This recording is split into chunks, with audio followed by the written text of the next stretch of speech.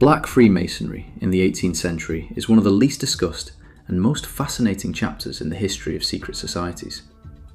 When most people imagine Freemasonry during the Age of Enlightenment, they picture European aristocrats in candlelit lodges, debating philosophy or conducting secret rituals in powdered wigs. But far from these halls, in the ports of France and the colonies of the Caribbean, a very different form of Freemasonry quietly emerged. It was shaped by free black men, sailors, soldiers, artisans, and mixed-race intellectuals living within societies built on slavery and racial hierarchy. In their hands, Freemasonry became more than a fraternal order. It became a vehicle for dignity, education, and ultimately, the language of freedom itself. The birthplace of this hidden tradition was the bustling French ports of Bordeaux, Nantes, Marseille, and Paris, cities deeply tied to the Atlantic slave trade. As ships moved constantly between France and the Caribbean, a growing population of free people of colour travelled with them. These men worked as sailors, interpreters, musicians, and craftsmen, moving through spaces where social boundaries were more flexible than on land. It was in these port cities that some of the earliest black men were quietly initiated into French Masonic lodges. These initiations were never common, but they were not impossible, especially for those who served under French officers or worked in skilled positions. For these men, Masonry offered something priceless: entry into an institution that spoke of reason, human equality, and universal brotherhood, values denied to them by colonial society. But the heart of Black Freemasonry beat most strongly in the Caribbean, especially in Saint-Domingue, today's Haiti. This colony was the wealthiest in the French Empire, a place where sugar and coffee plantations generated immense riches through the forced labour of 500,000 enslaved Africans. Yet, alongside this harsh reality existed a population of nearly 28,000 free people of colour, artisans, plantation owners, tradesmen, and soldiers who navigated a world balanced between privilege and discrimination. Saint-Domingue had an unusually large number of Masonic lodges, nearly 60 by the end of the 18th century, more than some cities in France. While most were controlled by white colonists, there were lodges that included, or were influenced by, free black and mixed-race members. Protected by their connections to French military officers and wealthy patrons, these men found in Freemasonry an intellectual refuge. Inside the lodges, racial distinctions softened.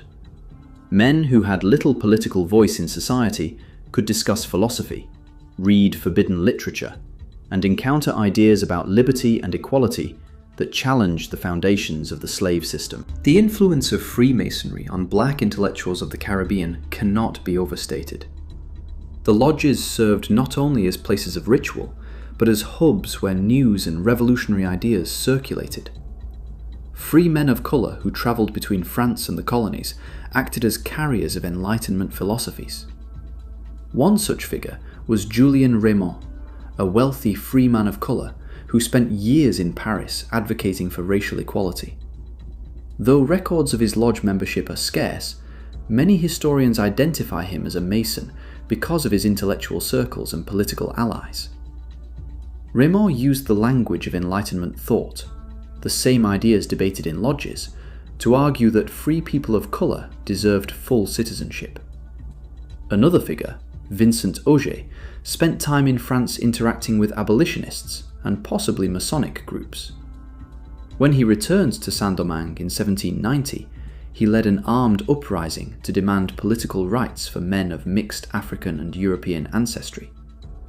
Auger's rebellion was crushed, and his execution was brutally public.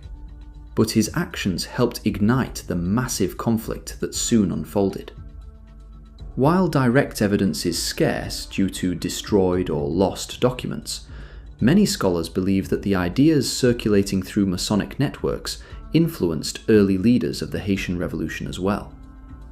Though not confirmed, Toussaint Louverture's diplomatic language, symbolic communication, and connections to French officers suggest a familiarity with Masonic frameworks. Whether or not he was a Mason himself, he operated in a world where many revolutionary thinkers were shaped by these ideals. The Haitian Revolution, the only successful large-scale slave uprising in world history, did not begin in a lodge, nor was it planned by Masons. But the intellectual atmosphere that nourished its leaders was deeply penetrated by Enlightenment thought, and Freemasonry was one of the most effective vehicles for transmitting those ideas across the Atlantic. In France itself, Black Freemasonry took a different but equally significant form. Free black men living in Paris, Bordeaux, and other cities encountered a social environment radically different from the colonies. Although racism existed, France did not enforce a rigid racial caste system like the Caribbean. A free black man could receive education, participate in artisan guilds, serve in the military, or pursue skilled trades. Within lodges, he could discuss literature, philosophy, and science alongside white intellectuals and aristocrats. For these men, the lodge offered a rare sense of equality and belonging. Here, they were not defined by race, but by their character and their willingness to engage in the pursuit of knowledge. Some used these networks to build social mobility, while others became intermediaries, carrying books, letters, and political news between France and the Caribbean. These unseen couriers helped spread the revolutionary currents that fueled anti-slavery sentiment and prepared the intellectual ground for rebellion. Inside the lodges of the Caribbean, rituals began to evolve in ways that reflected the cultural fusion of the region. While the French rites formed the foundation, the ceremonies often incorporated local elements, creating a Creole style of Freemasonry. African traditions blended subtly with European symbolism. Some Caribbean lodges adopted songs, processions, or ritual gestures influenced by African culture. These practices did not replace traditional Masonic rites, but adapted them, giving black and mixed race members a unique sense of identity.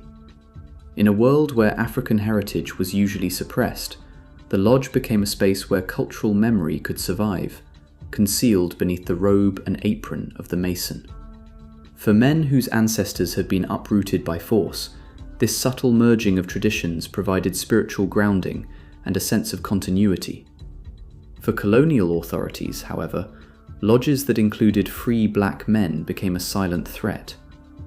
Although these institutions rarely engaged directly in political activism, they offered education, connection, and the exchange of ideas, all extremely dangerous in a slave society.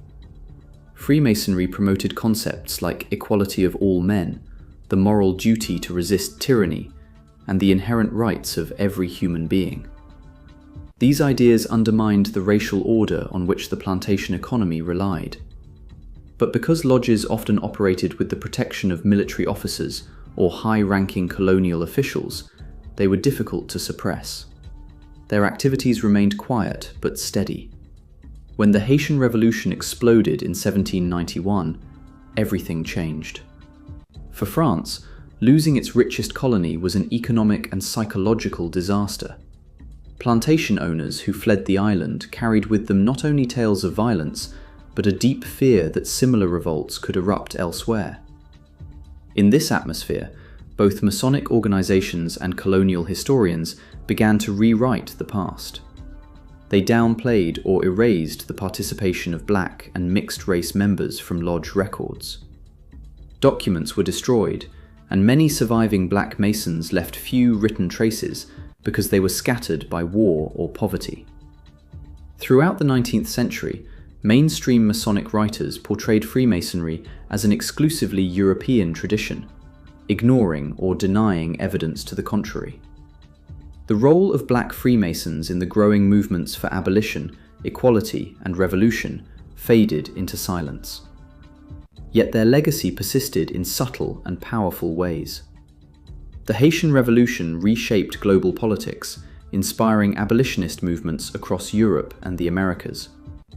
The ideals that flowed through Black Masonic circles, brotherhood, equality, and universal rights, became the ideological backbone of future freedom struggles. In the United States, Prince Hall Freemasonry emerged as a major institution for African Americans, carrying forward the same principles that had guided Black Masons in France and the Caribbean. Across the Atlantic world, Masonic networks continued to influence early independence movements, civil rights campaigns, and intellectual resistance to colonialism. The story of Black Freemasonry in the 18th century is ultimately a story of resilience.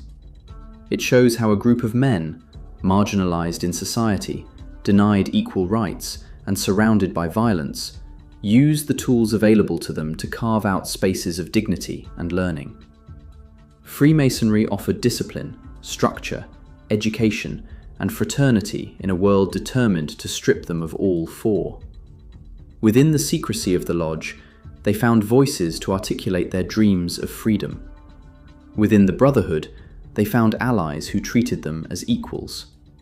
And within the ideals of the Enlightenment, they found the language that would eventually help overturn empires. Black Freemasonry did not simply imitate European traditions, it transformed them. It became both a refuge and a weapon, a place of quiet ritual that shaped the greatest revolution in the Caribbean and helped redefine the meaning of liberty in the modern world.